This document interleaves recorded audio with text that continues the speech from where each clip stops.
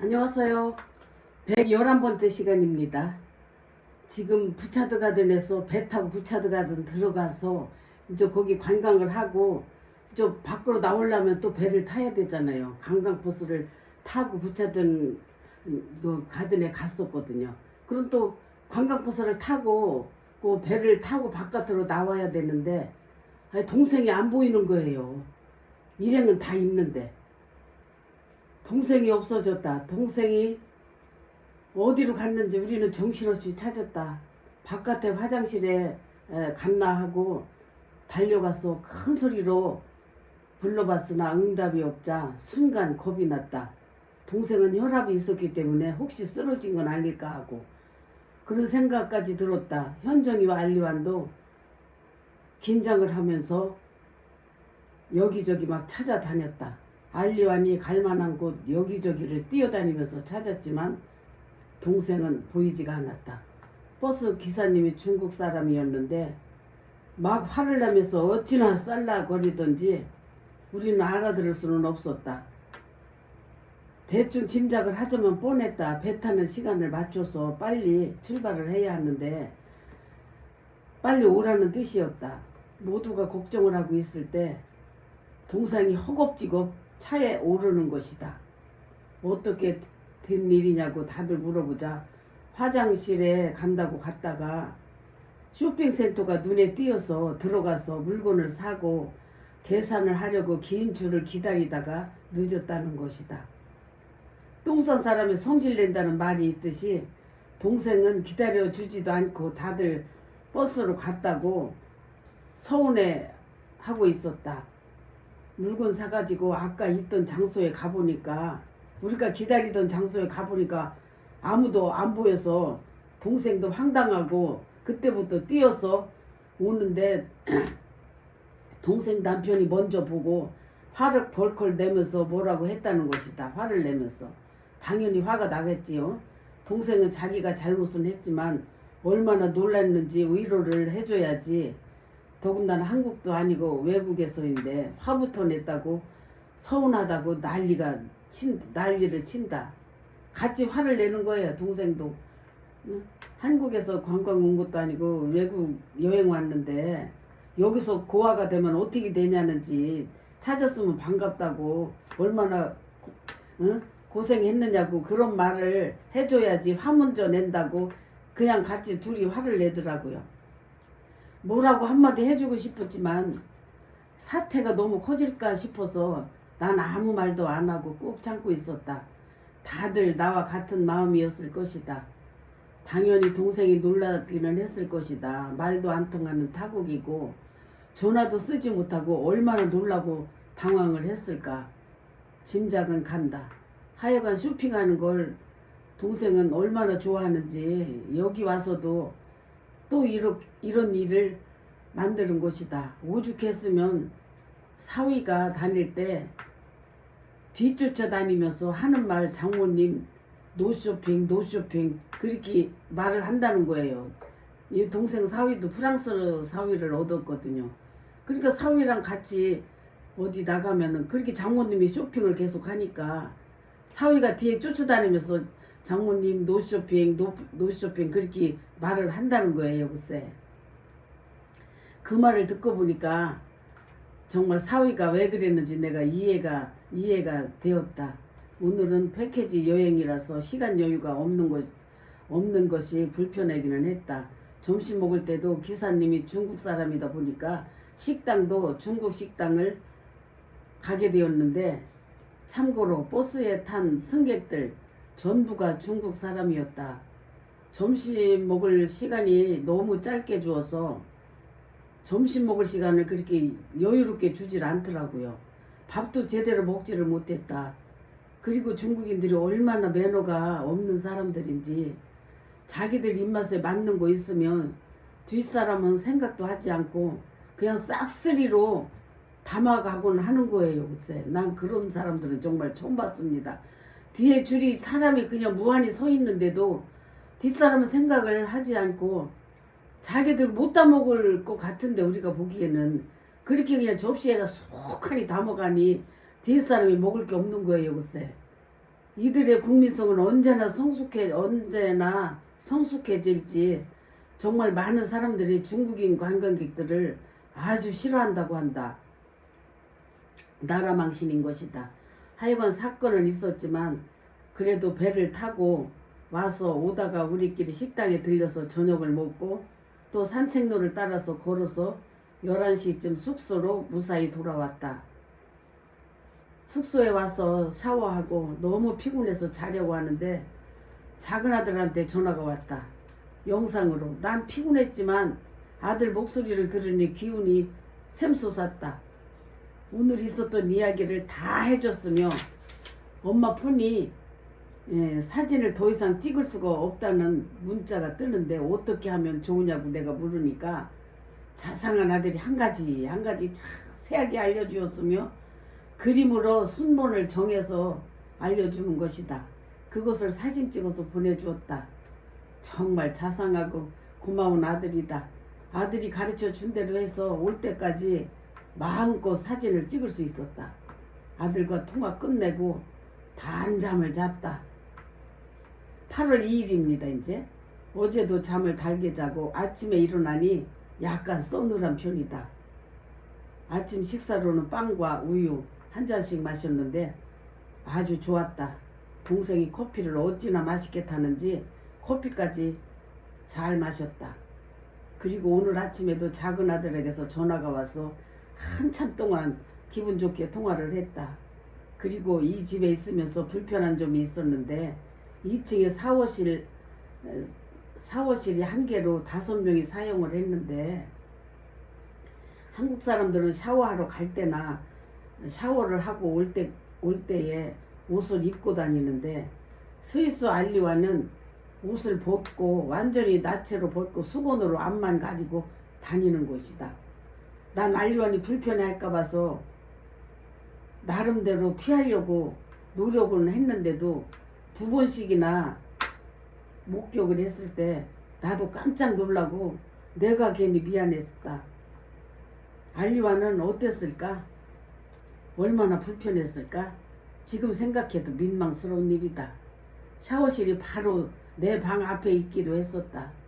그리고 오늘은 어제 강행군으로 피곤할 것 같아서 4시까지 집에서 푹 쉬고 4시 이후에 대형마트에 가서 선물을 사기로 했다. 언니와 동생은 영양제를 샀는데 난 아들들에게 줄 거와 또 상인들과 먹을 거, 또 교인들과 먹을 것을 은행처럼 생긴 열매만 샀다. 사고 보니 꽤 무게가 있어서 집에 갈 때 공항에서 무게 초과되지 않을지 신경이 쓰였다. 선물 산 것을 숙소에 갖다 놓고 저녁을 먹으려고 한국 식당을 찾아가서 지하철을 타고 또 내려서 한참을 걸어서 지난번에 와봤던 대박이라는 식당에 도착을 했다. 오늘은 특별히 올해가 내 해갑년이라서 기념식도 해주고 형부와 또 박장로는 동생 남편입니다. 박장로님이 공동으로 저녁을 쏜다고 하신다. 케이크까지 준비하고 정말 고맙고 뜻깊은 밤이었다. 오늘 아침에 빵과 우유 한 잔 먹고 종일 굶은 우리들은 배도 고프고 또 한국 식당이다 보니까 더욱 허기를 느꼈다. 식사 주문은 골고루 했다. LA 갈비와 오징어 덮밥, 돌솥 비빔밥, 제육볶음, 막걸리와 소주를 또 처음처럼도 있더라고요. 처음처럼을 시켰다. 식당 사장님과 홀서빙도 모두 한국 사람들이다 보니까 대화도 잘 통하고 서비스가 어찌나 좋은지 반찬을 더 달라고 하면 기분 좋게 더 갖다 주곤 했다. 특별히 콩나물 무침이 어찌나 맛있던지 수차례나 더 달라고 해서 먹었다. 정말 풍성하고 맛있는 식사를 기분 좋게 브라보를 외치면서 몇 번씩 브라보를 했다. 그렇게 하면서 저녁을 먹었다. 식사가 끝나고 밖에 나오니까 우리 형부가 센스 있게 장미꽃 한 송이를 처제 생일 축하한다면서 주신다. 순간 형부의 사랑에 감격하고 나는 너무 감사했다. 다들 기분 좋게 숙소로 돌아와 케이크에 촛불을 켜고 빈틈없는 알리완이 와인을 준비해가지고 와서 따르고 생일 축하 노래도 부르고 모두가 기분 좋아서 춤과 노래로 이어졌는데 언니와 현정이 나 셋이서 노래와 춤을 추고 알리와는 동영상 촬영을 하고 한창 흥겹게 놀 때에 동생이 생일 축하 카드를 전해준다. 내가 큰 소리로 카드를 읽었다. 내용은 언니 해갑을 축하하며 이번 여행에 언니가 함께 와줘서 너무 행복하고 좋았다는 내용이었다. 그날 밤 행복했고 감사했고 모두에게 고마운 마음을 느꼈다. 밴쿠버에서의 후회 없는 마지막 밤을 보냈다. 현정이와 알리완도 행복해 보였다. 이번 여행 정말 잘 왔다고 다시 한번 생각하며 내 방에 들어와서 잠을 청했다. 내일은 토론토를 떠난다. 아쉽다. 꿈 같은 시간이 벌써 다 지나간 것이다. 8월 3일 어젯밤에 꿈자리가 심란했다. 돌아가신 시어머님과 우리 작은 아들이랑 셋이서 작은 비행기를 타고 상공을 날다가 충돌하는 꿈도 꾸었고 시어머니가 빨간색 승용차에 우리 작은 아들을 태우고 달리다가 들판 물웅덩이에 추락을 해서 둘 다 죽는 꿈을 꾸었다. 아유, 꿈에서 깨우고 보니 새벽 5시다. 난 크게 안도하며 꿈이라는 게 감사했다. 난 일어나서 하나님께 기도했다. 하나님 무슨 일인지요? 어찌 이런 꿈을 꾸게 하셨습니까?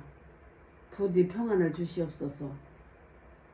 오늘도 아무 일 없이 하루가 지나가게 하시고 우리 일행을 한 사람 한 사람 모두를 지켜주시옵소서 하며 기도를 했다. 아침은 간단히 빵과 우유, 과일로 먹고 숙소에서 7시 50분에 출발을 해서 또 대이동에 들어갔다. 우리 7명이 여행 가방을 끌고 지하철역에 가서 또 지하철을 타고 3번인가 환승을 해서 밴쿠버 공항에 도착을 했다. 우리는 11시 비행기로 토론토로 가는 비행기를 탑승하기 위해 수속을 밟는데 어찌나 까다롭게 조사를 하는지 남자들은 특히 심했다. 혁띠를 푸르게 하고 구두까지 벗게 하고 구두 속까지 조사를 한다. 하여간 별일이다. 그런 복잡한 절차를 한 사람 한 사람 다 끝내고 비행기를 타고 토론토로 날아가는데 4시간 반을 날아왔으며 난 창가 쪽으로 자리를 잡아서 창문으로 아래 위를 보았는데 얼마나 캐나다가 큰 나라인지 실감을 했고 창문으로 위로 보나 위를 보나 아래를 보나 하늘과 똑같은 하늘로 보였다. 그리고 땅 아래가 보였을 때는 끝도 없는 드넓은 들판이었다. 몇 시간을 달려도 들판이었다. 저곳에서 얼마나 많은 먹거리가 생산이 될지 정말 상상을 해보고 상상을 초월하는 단계에 이르렀다. 또 주택가도 바둑판처럼 네모 반듯반듯하게 구별이 되었으며 들녘도 바둑판을 보듯이 정사각형으로 이렇게 된 것들이 끝도 없이 넓게 있었다. 기계로 농사를 짓다 보니까 네모 반듯반듯한 것 같았다. 그런 걸 보면서 세계 지도에서 우리 대한민국은 점 하나로 표기되어 있는 것을 이해하게 되었다. 그런 큰 나라에 비하면 우리나라는 점 하나나 마찬가지지. 캐나다 비행기에서 이상한 점을 보았는데 기내에서 물만 서비스로 제공이 되고 음료나 식사는 개인이 사 먹어야 했다. 토론토는 밴쿠버와 시차가 3시간이 빠르다고 한다. 비행기에서 내려서 밖에 나오니까 높은 빌딩들이 즐비했으며 큰 도시 같았다. 일단 허기를 느꼈다. 아침에 빵과 우유를 먹고 기내에서도 난 아무것도 먹지 않았다. 우리 일행은 공항에서 나와서 대중교통으로 환승을 하면서 55층 건물 숙소에 도착했다. 집은 깨끗하고 넓은 편이었다. 큰 거실과 주방이 있었고 무엇 하나 해먹는 데는 부족함이 없이 모든 주방용품들이 다 있었다. 큰 방 한 개, 중간 방 한 개, 작은 방 한 개가 작은 방 한 개가 있었다. 큰 방은 우리 세 자매가 쓰고 중간 방은 형부와 박 장로님이 쓰고 작은 방은 현정이와 알리완이 썼다. 일단 다들 배가 고파서 먹을 것이 필요했는데 남은 것은 햇반 3개뿐이었다. 현정이와 알리완은 먹을 것을 사러 나갔다. 우리들은 기다릴 시간이 너무 힘들어서 햇반 3개를 끓여서 5명이 정확하게 분배를 해서 남은 밑반찬과 맛있게 먹었다. 나중에 현정이와 알리완이 한국라면 너구리와 샐러드와 빵과 우유를 한아름 사가지고 들어왔다. 우리는 부족한 배를 가득 채웠다. 허기진 배를 가득 채웠다. 금강산도 식후경이라는 말이 있듯이 다들 배가 부르게 잘 먹고 고운한 잠을 잤다. 8월 4일 어제는 피곤했는지 정말 잠을 달게 잤다. 6시에 일어나서 바쁘게 아침 식사로 라면을 끓였는데 냄비가 작은 것밖에 없어서 한 번에 3개씩을 끓였다.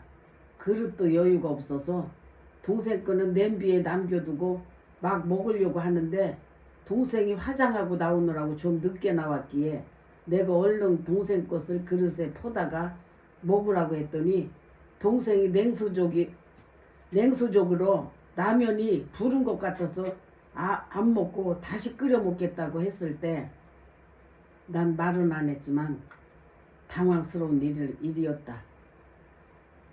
나중에 동생에게 왜 그랬냐고 했더니 방 하나로 함께 쓰다 보니까 여행 가방을 놓을 공간 차지 문제로 동생이 기분이 언짢았다고 한다.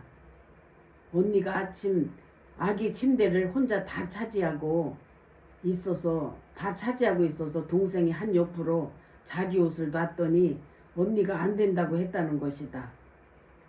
그래서 기분이 안 좋았다고 한다.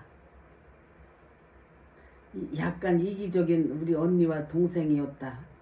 이렇게 여행 중에는 불편하더라도 배려하는 것이 첫째인데 배려심이 약간 부족한 탓이라고 난 생각했다. 그 불똥이 나에게 튀었다고나 할까? 오늘은 패키지 여행을 한다고 한다. 오늘도 전철을 이용을 해서 중국인 관광버스 있는 곳을 찾아가야 한다. 알리완이 대단했다. 자기도 처음 와보는 곳이라는데 잘 찾아가는 걸 보면 난 알리완이 위대해 보이기까지 했다. 우리 알리완과 현정이는 결혼해서 아이를 일부러 낳지 않았습니다. 그 부부는 취미가 여행입니다. 세계 여러 나라를 안 가본 곳이 없습니다. 그랬기 때문에 아주 가이드를 잘 해주었습니다. 우리는 버스 타고 3시간을 달려서 유명하다는 나이아가라 폭포에 도착을 했다.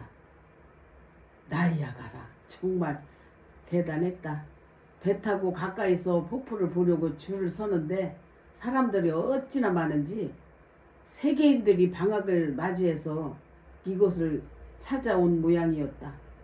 긴 줄을 서서 드디어 배를 타고 폭포를 가까이에서 보는 곳이란 정말 거대했고 장관이었다.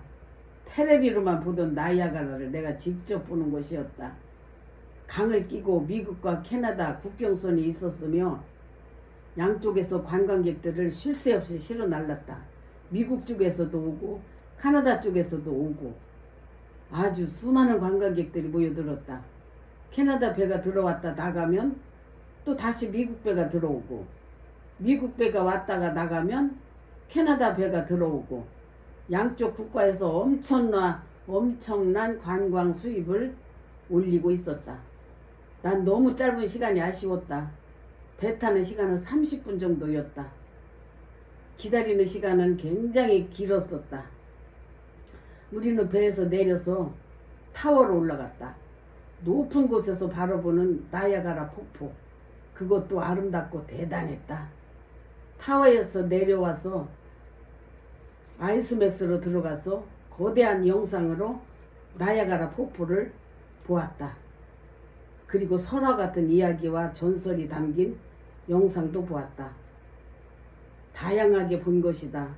배를 타고 직접 가서 보기도 했고, 높은 타워에 올라가서 보기도 했고, 또 영상으로도 보기도 했고, 영상이 끝나고 버스 타고 와인 공장을 방문했다.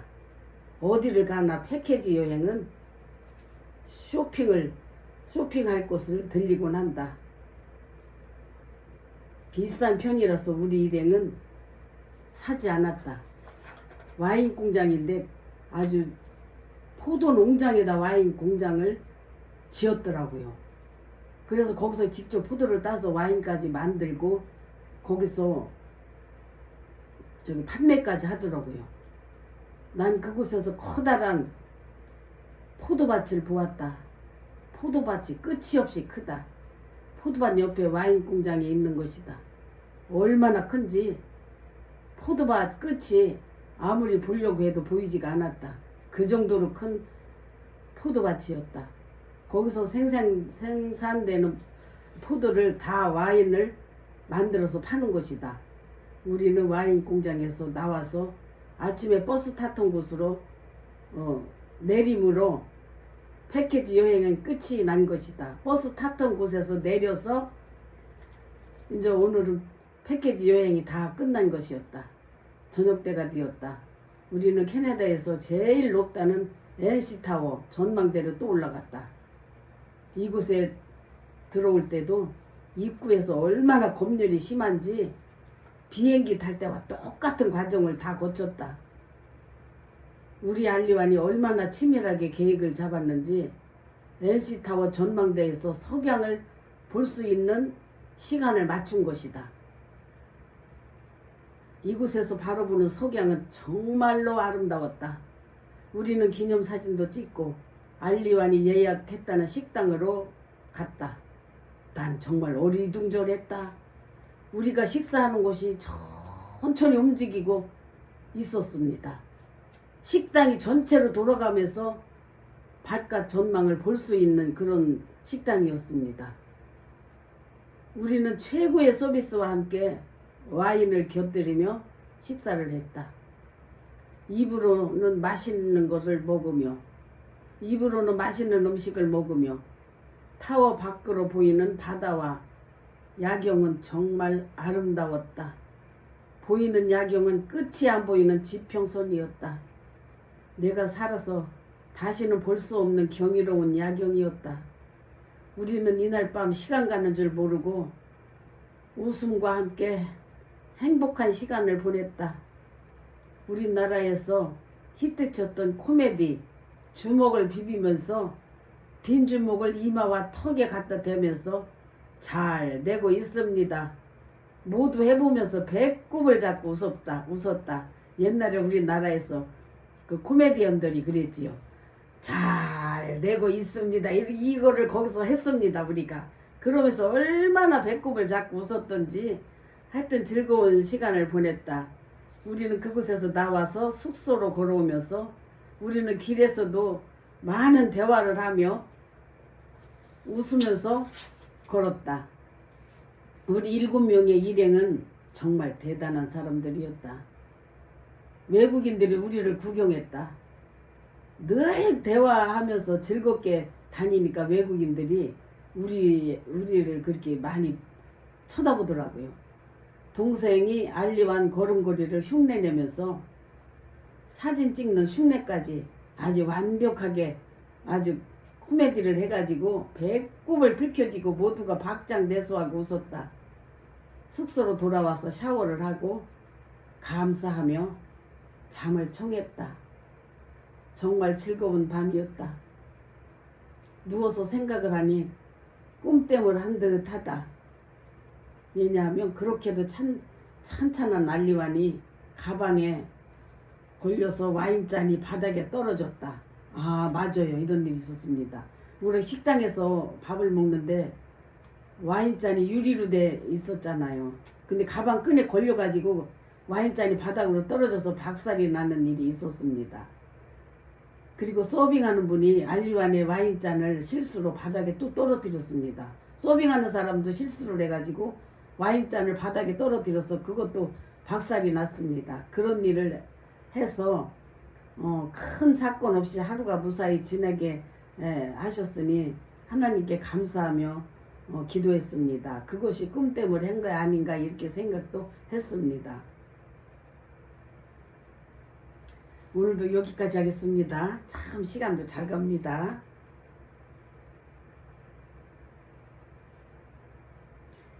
건강하세요.